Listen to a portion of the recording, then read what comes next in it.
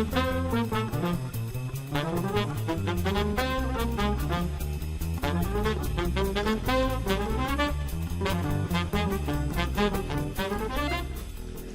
welcome to Business Brains and the Bottom Line. My name is Paul Delivery, your host today, and my guest today is Karin Aviles. She is the VP of Digital Go-to-Marketing and Learning for the JS Group. Welcome to the show, Karin. Hey, Paul. Thank you so much for having me. It's awesome to be here. Oh, you're quite welcome. So the subject matter that I want to talk to you about today is social selling. It's a big buzzword today, and the art of selling has changed. But really, I kind of want to go back to your beginnings and how you got to this point. So, you had said you're a recovering corporate American junkie. You're an actor, you're a speaker, you're an author, you're a life coach, but that all comes into play with the social selling thing. They're all kind of tied together. So, explain to me how you got here. You're a recovering corporate American junkie. So how did that? Yeah. How long is this podcast again? How much time do we have? Yeah. Yeah. There's a lot to it. So we'll. There is. I'll try to give you the Cliff Notes version, but way back when I graduated college, I had always dreamed of dancing and acting. So I went to school for dance. I was a dance major, and I was like, I'm going to go on tour with Janet Jackson or something. I'll be a backup dancer. This will be amazing. And so I moved to Miami to pursue my dreams and was waiting tables. And, I got little gigs here and there. I was in a movie from Justin to Kelly. Some of you might have remembered that movie with Justin Guarini and Kelly Clarkson. I was the bathroom girl. So that was my big break. I had my own trailer. I got it was really cool. I felt like, oh, I've made it. This is amazing. And then I struggled for years to make ends meet.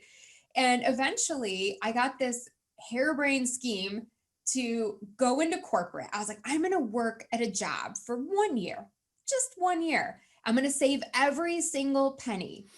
And then I'm going to quit and I'm going to act full time so that I don't have to wait tables. And at this point, I was living in New York City.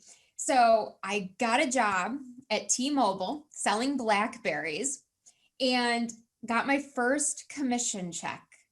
And it had 4 numbers on it. Oh, wow. 4 numbers. I was like, on one check? I'd never seen so much money in my life. And I mean, some people are probably just laughing right now, like, oh my gosh, but I was so excited. And I thought, oh, well, this is it. I've made it. I went right down to a Coach store and I bought a purse and an iPod holder and a scarf. And it was like, the rest is history. Yeah. So you blew all the money. So you had to go back to work. I blew all the money. So you know what I would say? I got addicted to the money. I got addicted to that rush of getting that commission check, of getting promotions, of getting title bumps. I just chased for the next 15 years in corporate, all that external validation that you could possibly think of. Right. So, the second I would get a job, I was already thinking, how do I get the next title bump? How do I get the next pay bump? Never mind being happy with what I have now. I mean, I was already on to the next thing. And so this is what I mean by a recovering corporate America junkie is, I woke up one day and I was like, oh my gosh, I don't love my life. On paper, it looks great. I'm making 6 figures. I'm happily married. I have 2 kids. They're healthy. There's a Benz in the driveway. How dare I be unhappy? Right. It just wasn't making me tick. I was so unfulfilled. I was so just about every day. And so I finally, kind of took control of my life. I got back in the driver's seat and I made some key changes, which one involved going into consulting and leaving the traditional corporate world. So when you say going into consulting, what type of consulting did you go into? Yeah, so I was really fortunate to join JS Group. So our CEO, Janet Shines, and I worked together for years at a telecom company. And, we had a great relationship. And when she heard that I was kind of a free agent on the market, she scooped me right up and said, come on over. We need someone to run our digital practice, our go-to-market launches, helping our channel clients really be better social sellers and making our programs more of a true learning curriculum. So they had a lot of great presentations that we were doing for clients, but there was that learning element and retention of the material that was kind of missing. So I came in and I built a lot of workbooks and things that would really make this a more tangible structure for our clients. So I do most of the social selling boot camps and really helping clients capitalize on the changing trends and make sure that they're right there to kick their competition's butt. Yeah. So let's start with the basics, Karin. What is social selling? Okay. So I know there's a lot, that's a broad net there, but because people talk about it a lot, the traditional selling of making cold calls and sending emails and not real effective, right? Right. So the operative word here in this word social selling is social. And I think a lot of people forget that and they go right for the selling.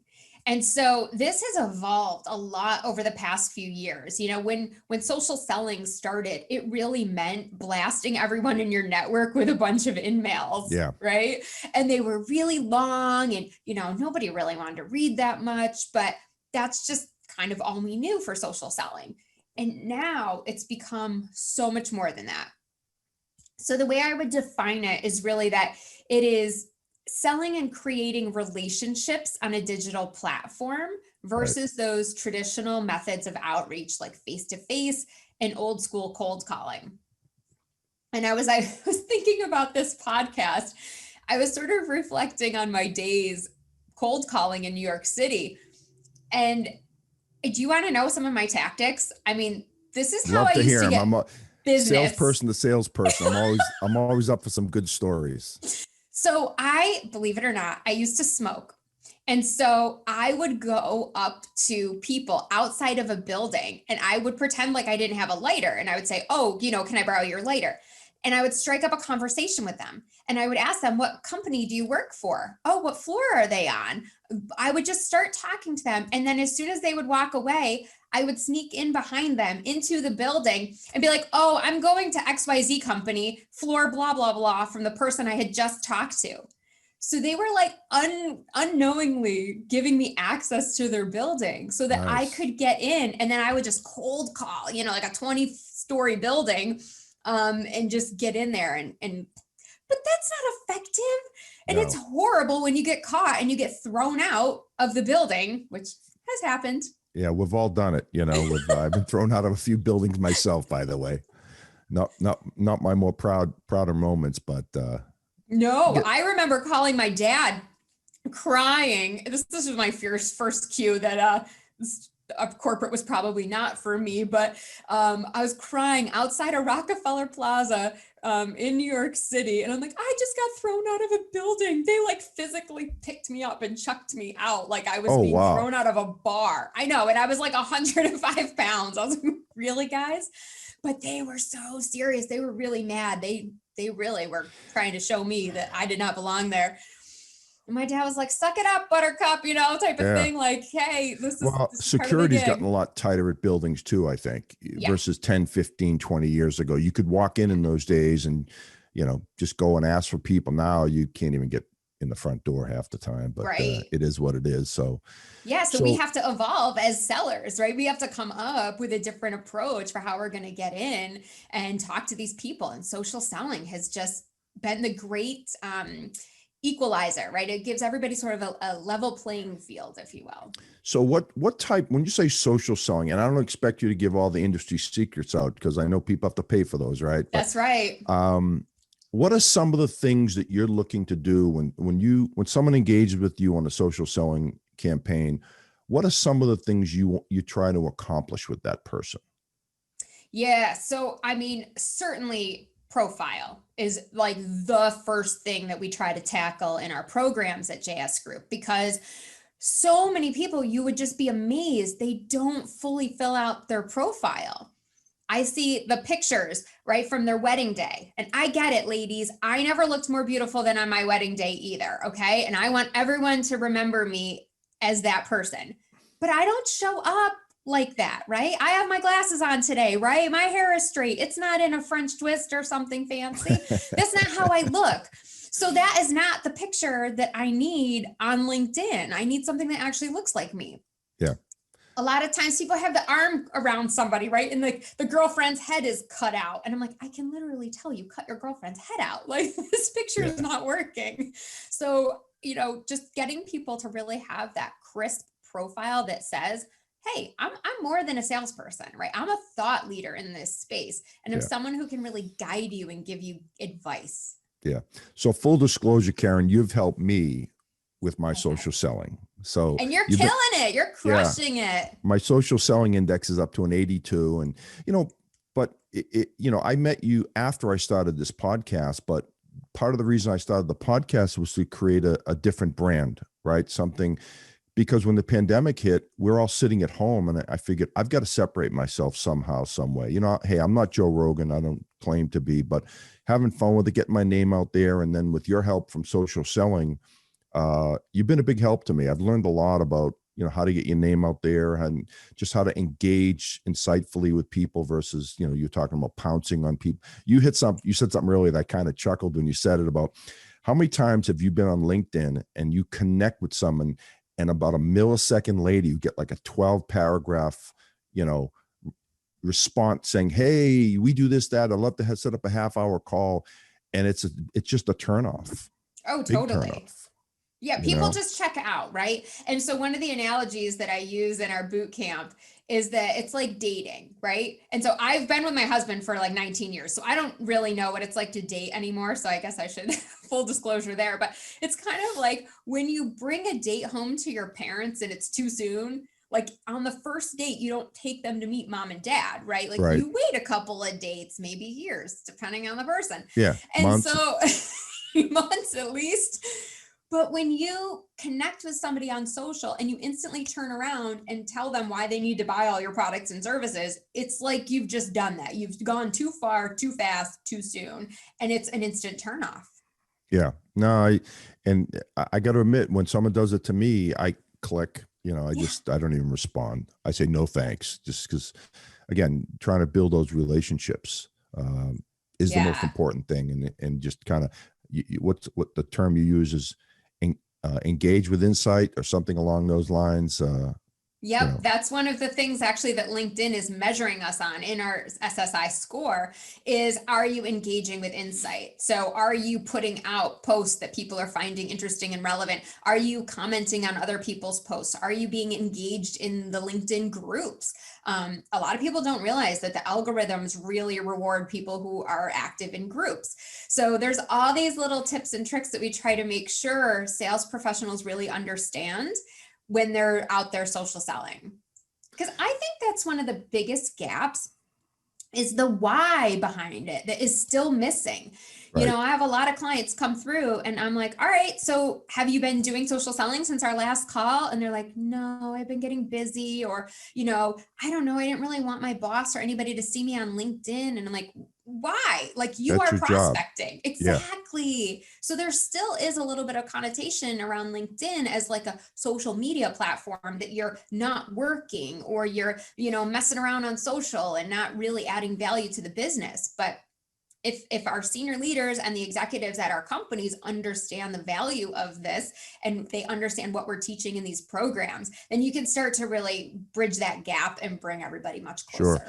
Sure. It's funny. I'm in technology sales, and I know a lot of sales reps, and it's amazing how when managers have nothing else to go back on, they revert to call blitzes. We got to do more call blitzes. And I just kind of scratch my head that they don't work, but let's go back to something that doesn't work because I've got nothing else. Sure.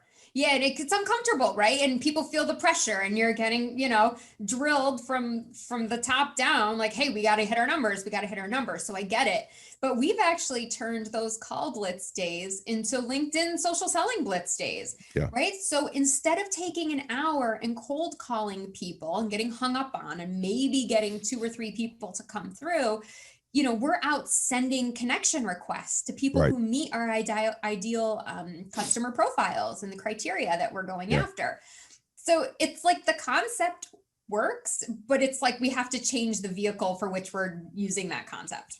Yeah, I think there's more companies coming around to that. I hear more and more companies that are training their people on social selling. But again, if the manager of that group doesn't buy into it, he thinks it's BS, he's going to revert back to what he thinks works. Right. And they're going to, it's funny. I just had lunch with a rep from a manufacturer last week, and the boss is, pounding them overhead about call blitzes. So I told her, look, I said, I'll come make some calls with you. We'll make it a fun day. We'll, just to have someone to do it with. And maybe we'll open a couple of doors. I'm not holding my breath, but I figured, help out a little bit if I can. Yeah, for sure. So. I mean, look, I'm not saying that none of the traditional methods will ever work. I have some clients who are in very traditional Southern cities, and they actually do okay from calling, right? Because they have a way in, it just works. It's kind of like that good old boy, like local feel, but most people are not going to be that lucky. Yeah. Well, it depends on the industry you're in too. If you're calling on people that don't get a lot of calls, but I know people in our industry, I ask people, how many calls a day do you get? They go, I have no idea. I don't answer my phone. Yeah. But lots. I mean, so that tells you, a lot about the success of that. But so what do you think? So I've bought into it. I'm a believer, Yes. right? I'm out posting every day, and it's been fun. And it's not disingenuous to me, because I'm really trying to make good connections, because I'm a relationship seller. I am not, commodity. Once you buy some stuff I sell, we build long-term relations, more on the consulting side of things. So what do you think people's biggest fears or issues are of getting into social selling? What's holding them back? Yeah, I think a lot of it is confidence and just feeling like I don't know what to do, so I'm going to do nothing. Right. It's interesting because a lot of people who come through our program are older, right? They're in their 50s, their late 40s, and they've never used social media before. And so they always come to me and say, well, Karin, I'm old. I can't learn this, right? I don't know. This is hard. And I tell them, actually, you are much better poised than the younger millennial generation and Gen Zs to be successful at this, because you actually understand as a sales professional what to do with someone when you get them offline. You're never going to probably go through the full sales cycle only digitally, right? You're going to start there, but then you're going to have to transition to having maybe a face-to-face meeting or a sales call or something where they're going to see you. And our older sales professionals, they know how to work those relationships. They know how to read body language and when to go for the kill and close, and when to back off and go, what? They're not there yet. And so sometimes the younger generation, I don't want a blanket statement, not all of them, but a lot of them, right? They do have a harder time taking someone from a digital relationship and then being able to converse offline. I spent years in pharmaceutical sales too. I had a little stint there. And so I was taking doctors out who were, twice my age to dinner, and I had to figure out a way to have a conversation with them. I had to figure out a way to keep the evening lively and make sure everybody had a good time.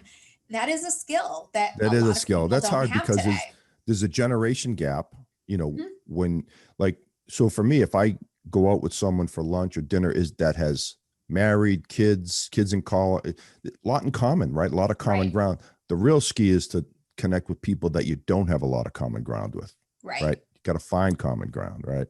Yes. And it takes some work, but I think the people who are traditionally sort of like, oh, I don't know about social media, are actually the ones who, if they master these skills, will be wildly successful, because they're going to have both the online and the offline skills. Yeah. So I got to admit, I think there's a lot of truth to that. Sometimes taking the first step is the hardest step. I know, just doing this podcast, I remember the first few episodes I did, when I started posting them, I was like, oh my God, what am I doing? When you're putting yourself out there for public consumption, it can be nerve wracking. So but I hate to say it, but you just got to kind of get over it and realize, now that I'm doing them and doing social selling and doing the podcasting, I'm not too worried what people think. I mean, I don't get too many negative comments. I've had a couple of for my podcast, but most of them is very positive and uplifting, and it's been a great experience. So I'm enjoying it. Well, you haven't really made it until you've had a troll. So I would be concerned if no one had, left negative comments, because that's just part of the territory. Yeah. But And I don't respond to the negatives actually. No. Just it's not even worth it. I won't even get into the details, but it's just not even worth it to respond because then it just spirals out of control. And next thing you know, Yeah. you're on the news, and I don't want to be on the news unless it's positive, of course. Right. You know, No, that's fair enough. But I think so it goes back to the why, right? Like, why am I on social media? And so a lot of people are like, well, because my boss said to, and that's a terrible reason, right? I mean, yes, he's right. You should listen to him, but like, let's get to the why. And so what we have found statistically is that 67% of B2B tech buyers prefer to have a digital engagement versus an in-person meeting or phone call.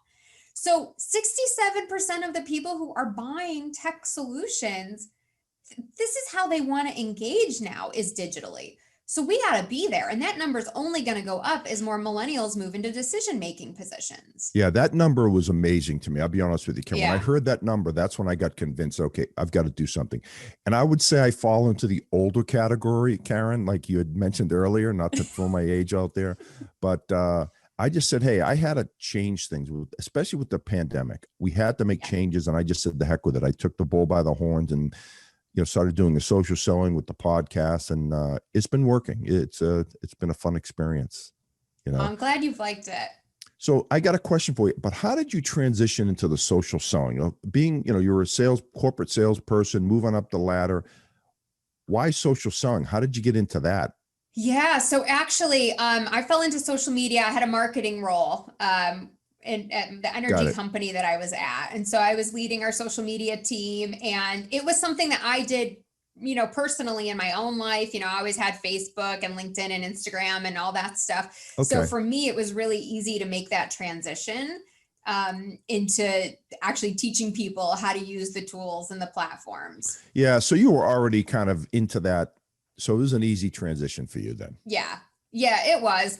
And I think it is one of those things that, you have to enjoy it if you're going to Yeah. teach it, because it just comes across differently when you have that excitement and that passion for something. Like if I were to teach something about like, financial systems, or like, I would be terrible at it because I would be Yeah. like, I don't really know or care.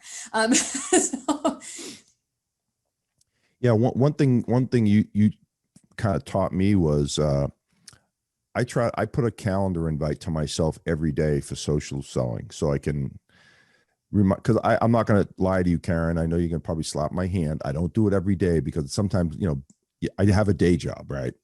Right. So Well, and you bring up a good point. It doesn't need, I know I'm probably gonna get in trouble for saying this either, but like, you don't need to be on there every day, all day. Like, we understand that as sales professionals, like, you have this is part of your job now, right? But you do have other things to do than just right. prospecting on social media and posting on social media, right? That needs to be one of the tools in your toolbox that you leverage. And so I'm glad that you put that time on your calendar. And that's one of the best practices that we do with a lot of our clients, is to make sure that they're putting time, dedicating it. If not daily, what is the cadence you can stick to? Is it every Right. other day? Is it Monday, Wednesday, Friday? Like, pick that, because if you just pop in and out, it doesn't stick. You don't get the same results. Right. Yeah. It's the same with podcasting. They when I Mm-hmm. first got into this, they said, look, if you're going to post, if you're going to come out with episodes, you've got to be consistent more than anything else. So I do one every 2 weeks because I just, like, to your point, committing to something every week would have been tough for me because there's a lot more than this episode being posted that goes on in the background, time interviewing people, prospecting for guests. And so I knew I could get 2 guests a month pretty easily and Yeah. handle that. And so for the time being, we'll stick with that. But you're right. It's about commitment and, making that at time. There's some days I'm just not feeling it either, by the way, like Oh, yeah. I see it come up on my calendar and I'm like, I should be doing today, but I'm just not feeling it. I'll post a couple of quick things and that's it, Sure. or respond to someone. But that's it. But I think people may be scared of the commitment. Would you say that's an accurate statement? Oh, absolutely. And I think a lot of people actually underestimate the commitment. So we see a lot of people come through our programs who are executives or, at a higher position in the company.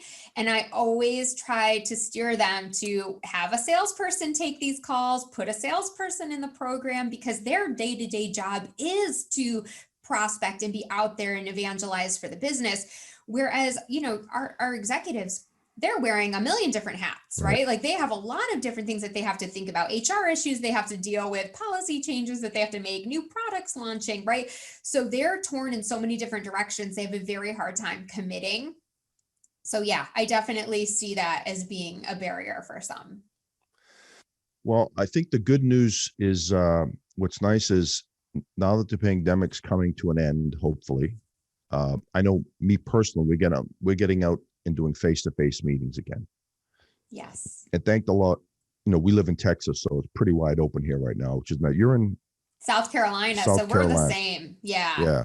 So it's nice to see people again. I got to admit, if you're a relationship seller like we are, your strength isn't sitting at a computer all day. No, that's true. But I will tell you, nothing is ever going to go back to the way that it was. You're I going to agree. see a lot of companies who say, you know what, actually, we didn't need that overhead. We're going to get rid of that office, and people are going to work from home. And you're not going to have people. I mean, I know I'm certainly not like, hey, come on over and have a coffee on my couch with me, right? So there is going to be still some of that limitation into how much face-to-face are we going to really get? And so having these digital skills, it's not going away. It's not changing. Yeah.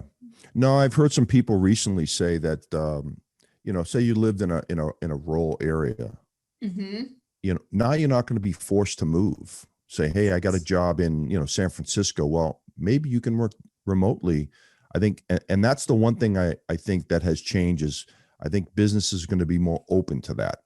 Say, hey, we found this guy or gal with talent, but he lives 3 states away. Can we use him as long as he works remotely? I think you'll see more of that. I think, and I think everyone's getting more comfortable with Zoom calls and Teams and doing it. I know I never turned my camera on before. Never. Yeah. Hated it. But now I'm, it's not the worst thing in the world.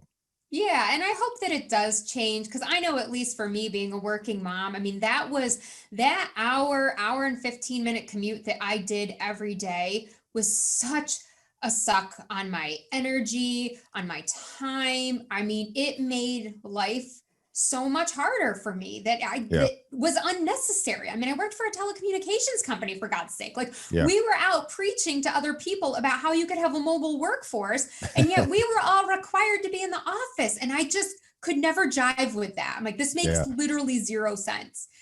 And I'm not saying it has to be 5 days a week, but even if I was able to work from home 2 or 3 days a week, I mean, that for me as a mother of young children would have completely changed my life. And who knows, maybe I would have hung on in corporate for longer. I don't know. That could have totally changed things for me. Yeah, no. So what, if someone wants to get into social selling, I mean, what kind of advice would you give them? And then I want to pivot to some of the other things you're doing in your life too. So sure. Yeah, absolutely. Well, I mean, first of all, you should definitely contact JS Group and sign up for our social selling boot camps, because good call. We will give you all the tools and techniques so you don't have to try to figure this out on your own. But look, there is a ton of free resources on the internet. I mean, you could probably Google how to have an effective social media profile, and you're going to find some valuable tools and resources out there. And then what I always like to do is like work smart, not hard. Find someone who is crushing it. Go look at Paul's profile on LinkedIn and do what Paul's doing, right? Like find somebody who's already there and just emulate them with your own flavor. I mean, don't copy it, Sure. But Actually, that's a good point, Kat. That was one thing I liked about this was it was structured. You're like, okay, you got to build your profile. You got to do this. You got to do that. You gave me all the steps and the tools that, now I can do this on my own. I don't need, not that I don't need someone to help once in a while, but for the most part, I understand what I need to do. And it was very pragmatic. And I like that. Yeah. And I think the one-on-one coaching has been one of the biggest value adds that we've been able to offer people, because the boot camps are great for a level set, right? You get a ton of information in those sessions. Right. And but for some people, the people on that call are all at different levels. So when we have the one-on-one coaching calls, we can really meet people where they're at and go, oh, you really didn't understand this concept, or you need more help with this, or you actually have questions on this area. Like, let's just focus there, and we don't need to worry about the rest right now because you already understand that, or we'll get there later. Well, cool. So I'm looking at your bio, by the way, and you have like a million things you're doing right now. I'm not exaggerating. So, I mean, you're a speaker, you're a life and reinvention coach. You're helping, women transform their lives. You have Edit Your Life program, Successful Working Women, Rocking Reinvention. Tell me a little bit about all that stuff and what the genesis was. I don't know how you time in the day to do all you do. And I went to your website. You're coming out with a new something in September. Yes. I'll let you talk about that if you'd like. Sure. So it was quite a journey. And so, as I said, was kind of found myself in the middle of this midlife crisis. That's how I identified with it. And someone at work asked me a really pointed question. I was having a toxic day and I was kind of like venomous that day. And he just looked at me and he said, Karin, what do you want to do before you die? And I was like, I don't know. So it sort of set off this journey for me of personal reflection to figure out, like, what do I want to do before my time is up here? And I remembered a book that I had started writing in 2009. This book had literally gotten buried so deep back in my brain, I forgot that it was sitting on my computer for 10 years. Oh, wow.